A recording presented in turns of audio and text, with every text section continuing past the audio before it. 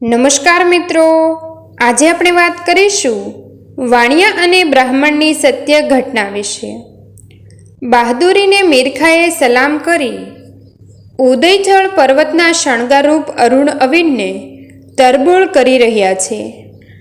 આકાશના અગણિત પ્રકાશિત બિંદુઓના લાવણ્ય જેવી લલનાના લલાટ જેવા પૂર્વમાં કેસરવર્ણા પટ્ટા પડી રહ્યા છે। એવે વખતે બુકાની બંધા ઘોડેસવારે રામપુરા ગામમાં છક્કુ શેઠના જીનના દરવાજે ઘોડો થંભાવ્યો। દરવાજે ખડા દરવાનને છબરખી પકડાવી કરડી આંખ કરી વેણ વધ્યો, દેજે તારા શેઠને। એટલું બોલીને વળી નીકળેલા અસવારને દરવાન અચરજથી જોઈ રહ્યો। 8 ગડિયે વાળેલી છબરખી છક્કુ શેઠે ખોલી। છક્કુ શેઠે માલુમ થાય કે કાલ સાંજે મોર્યે તમારું રામપુરા ગામ મારે ભાંગવું છે, માટે સાબદા રહેજો। લખીતંગ મીરખા, જય જીનેન્દ્ર શેઠ। બોલતા દલસુખરામ ગોરે સામેની ગાદી પર બેઠેક લઈ તકિયાનો ટેકો લીધો। દલસુખરામ ગોર એટલે કુતેશ્વર મહાદેવના પૂંજારી, જાતા આભને આધાર દે એવો ભડવીર આદમી। છક્કુ શેઠને બાળ ગોઠ્યો, શેઠ ઘરેથી પરવરીને જીનમાં આવે। દલસુખરામ ગોર મહાદેવની પૂજા પરવરી બેઠક જમાવે। બપોર સુધી બજારના રૂખથી માંડી અલક મલકની વાતોના ફગાડા મારે। બપોર ટાણે બેય ભાઈબંધો ભેળા ઉઠે। દલસુખરામ ગોરની આજ આયખામાં પેલવેલું અસરજ થયું। આટલા વરહમાં શેઠે જય જીનેન્દ્રનો બોલ ઝીલ્યો નહીં ને સામો હોકારોય ભણ્યો નહીં। છબરખી માથે વારે વારે નજર ફેરવતા છક્કુ શેઠ સામે મીટ માંડીને ગોરે પૂછ્યું, ઈ છબરખીમાં એવું તે શું લખ્યું છે કે વારે વારે વાંચ્યા જ કરો છો? લ્યો વાંચો, એટલે બધી વાતના જવાબ જડી રહેશે। છક્કુ શેઠે ચિંતાતુર આંખે છબરખી દલસુખરામ ગોરના હાથમાં મૂકી। એણેય વાંચી। વાંચતા જ કપાળની કરચલીઓ ભેળી થઈ। તાજા તણાયેલા ત્રિપુંડ પોપડી ખરી। પહોળી છાતી પર રમતી રુદ્રાક્ષની માળાના મણકા પર આંગળા ફેરવતા ગોર બોલ્યા, આ તો ઝાસા ચિઠ્ઠી, બોલો શું કરવું? શેઠે આંખો પહોળી કરીને ભૂદેવને પ્રશ્ન પૂછ્યો, તમે શું ધાર્યું છે? દલસુખરામે શેઠનો ઈરાદો જાણવા સામો સવાલ કર્યો। મીરખાની રૂબરૂ થાવું, બોલો તમારું શું કહેવું થાય છે?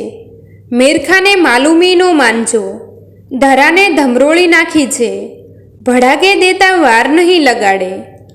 સાંભળો ગોર, આ રામપુરા છક્કુ શેઠનું કહેવાય કે ન કહેવાય? કહેવાય।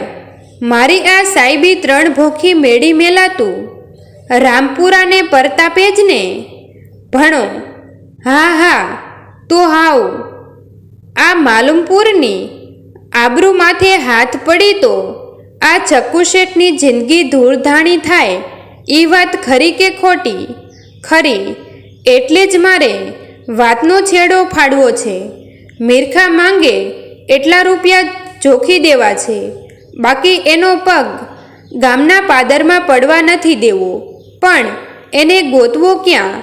રાતે અંધાર ગામ ભાગીને ગોલદરાની સીમમાં પડ્યો છે। બપોર કરીને ગામ આડે પડખે થયું હોય ઈ ટાણે નીકળવું છે। એને નોખમે પૂગીને પતાવટ કરવી છે। અવળછંડી નણંદના મેણાથી ભોજાઈના તપતા ચિત્ત જેવી ધરતી ધગી રહી છે। અગન ઝરતા આભને ઝીલતા ઝાડવા પક્ષીઓને સંઘરીને ઊભા છે।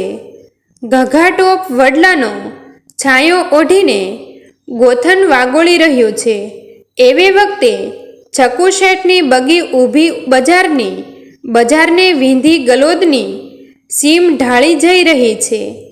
ગામનું માણસ પાદરમાંથી ઊભું આંખ્યું માથે નેજવા માંડીને જોઈ રહ્યું છે.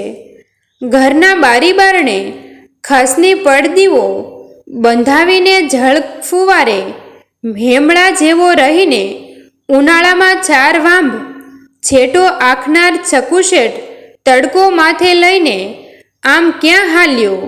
ઘડી છાપડીમાં ગામ આખું અચરજમાં આળોટવા લાગ્યું કે છે કે બગીમાં રોકડ નાણાંના કોથળા મુકાવ્યા છે, મીઠાઈના ટોપલા પણ ભર્યા છે. ભલે મીઠાઈઓ ભરી હોય, ટાણું સુવાણિયાનું નહીં પણ કપાણિયાનું તો છે એ વાત નક્કી. આવા અચંબામાં અથડાતા માણસોને ચોકમાં વાવડ મળ્યા છે. છકુશેઠ બહારવટિયાને મળવા ગયા છે. સાંભળનારા હાબકા ખાઈને બોલ્યા, હે લાખોની આસામે! સુવાળનો લાકડો છકુશેઠ સામે પગલે વાઘના મોંમાં હાથ ઘાલવા ઉપડ્યો. મિરખા સોનાના ઝાડવાને ઝંઝેડી લેશે, આમ ગામ આખું બોલતું હતું. ત્યારે શેઠની બગી બહારવટિયાના નેખમ પાસે પૂગું થઈ રહી હતી. અઘોર આળવટિયાનો આશરો લઈને આડે પડખે થયેલા મિરખાના કાન ચમક્યા.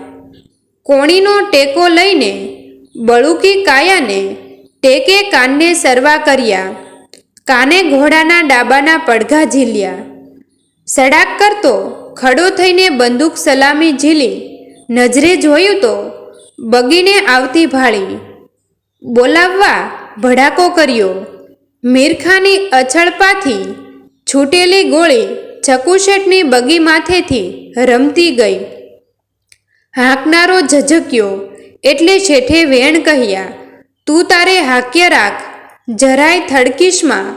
આ ગોરના તારા અને મારા બાયડી છોકરાની બાજરીની ગોઠવણી કરીને જ બગીમાં બેઠો છું. હાંકનારો શેઠના વેણનો મરમ પામી ગયો. તાણેલી લગામ મોકળી મૂકી ઘોડા હાલ્યા. ત્યાં તો બીજો ભડાકો થયો.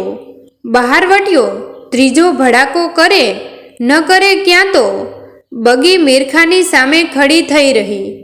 હેઠા ઉતરીને દલપતરામ ગોર અને છકુશેઠ પોતાના ઘરાક પાસે જતા હોય એટલી નિરાતથી મિરખા સામે ડગ દીધા. ઘરે પારા જેવી કરડી અને કંટી બહારવટિયાની આંખ તાજુબીમાં તરબોળ થઈ તોળાઈ રહી. સલામ મિરખાને! ભારે નવાઈમાં નાતો મિરખા બોલ્યો, ઓહો છકુશેઠ પંડ્યે મોતની સામે! આવો આવો શેઠ! બોલતા મિરખાએ હાથમાં તોળેલી ઝંઝોળિયાને ખંભે ભેરવી બોલ્યો, કેમ આવવું થયું? કંકોત્રી મળતા વેત હાથગરણું કરવા આવ્યો છું. બોલ મિરખા, કેટલા મણ રૂપિયા તારી ભૂખ ભાંગે છે? કહે એટલા રૂપિયા જોખી દઉં. લંબકોટ પહેરીને પોતાની સામે ખડી થયેલી બહાદુરીને ઘડીભેર જોઈ રહ્યા. પછી બોલ્યો, હવે એક દુકાની પણ નો ખપે. ના ના, તું કહે તેટલા રૂપિયા આપવા આવ્યો છું. અરે શેઠ, કાંક નિરાત રાખો, ટાઢા પડો. મારું રામપુરા ભંગાતું હોય ને હું ટાઢો પડું? નિરાત તો ત્યારે થાય જ્યારે સોદો પાક્કો થાય. હું વાણિયાનો દીકરો, સોદો પાક્કો કરીને જ પાછો વળવાનો છું. સોદો પાક્કો થાવ. હા મિરખા બોલે છે. હા. બોલતા મિરખાએ પોતાના પહોળા પંજાની જઠર આંગળીઓ ઘેઘૂર દાઢી મૂછના કાતર ઉપર ફેરવી. અફાટ વગડાને ગજવતો બોલ્યો, શેઠ, મેં મીઠાસીઠી મોકલાવ્યા વગર એક પણ ગામ ભાંગ્યું નથી અને એક પણ મરદ મને મળ્યો નથી. આજ વાણિયા બ્રાહ્મણની બહાદુરીને મિરખા સલામ કરે છે. જાઓ, હમણાં અહુર થશે. એમ જાય ક્યાં હવે? ખુશાલી ઉજવીએ. બોલીને શેઠે બગીમાંથી મીઠાઈના ટોપલા ઉતારવ્યા. મીઠા મોં કરી છકુશેઠ અને દલસુખરામ ગોર વળી નીકળ્યા. રામપુરના અભય વચનની વરમાળા પહેરાવીને પાદર પૂગ્યા. ઠાકર મંદિરે ઝાલર ઝીરણી નગારાના નાદ સંભળાયા. બગીને ગોરને ફળીએ હાંક્ય, હાંકનારને ગોરના ઘર તરફ ઘોડો દોર્યો. લ્યો, ગોર આ નાણાંની કોથળિયું તમને દીધી. દલપતરામ ગોર છકુ શેઠની માથે નજર ઢોળીને બોલ્યા, કારણને બારણ આ રૂપિયા મેં ઘર બારા કાઢ્યા. હવે ઘરમાં ન ખપે. હું દેવા જોગ છું, તમે લેવા જોગ છો. બસ અડધા જન્મરાની ભાઈબંધીમાં મને આટલો જ ઓળખ્યો. બ્રાહ્મણમાં શારદાનો ઉપહાસ હોય, લક્ષ્મીનો નહીં. જરૂર પડતા વધારે બ્રાહ્મણે લીધાનું માંગ્યાનું ક્યાંય સાંભળ્યું છે? ચતુરવાણિયો ભાઈબંધની વાતનો સાર પામી ગયો. તો હવે આ રૂપિયાનું કરવું શું? મારું માનો તો માર્ગ બતાવું. માન્યું જાઓ. ખોડો ઢોરને આશરો નથી. પાંજરાપોળ ઊભી કરો. કબૂલ. બેઉ ભાઈબંધ છૂટા પડ્યા. બીજા દિવસે પાંજરાપોળ માટે 225 વીઘા જમીન ભરાવી ગાયકવાડ સરકારને રૂપિયા ભરી દીધા. ઉપરનો બનાવ વિક્રમ સંવંત 1875માં બન્યો હતો. 54 વર્ષની વયે ઉદાર અને બહાદુર શેઠ છકુભાઈ મોતીચંદનું અવસાન થયું. પાંજરાપોળ પર રામપુર ભંકોડા ગામે તેમના નામની તખીકી આજે પણ વાંચી શકાય છે. ગામમાં 3 ભોની હવેલી તેમની અટેકેની ગૌરવ કહેતી ઊભી છે. મિત્રો, તમને જો આ વિડીયો પસંદ આવ્યો હોય તો વિડીયોને લાઈક અને તમારા અન્ય સગા સંબંધી મિત્રો સાથે વિડીયોને શેર કરવાનું ભૂલતા નહીં. થેન્ક યુ મિત્રો. મળીએ છીએ એક નવા વિડીયો સાથે. આભાર.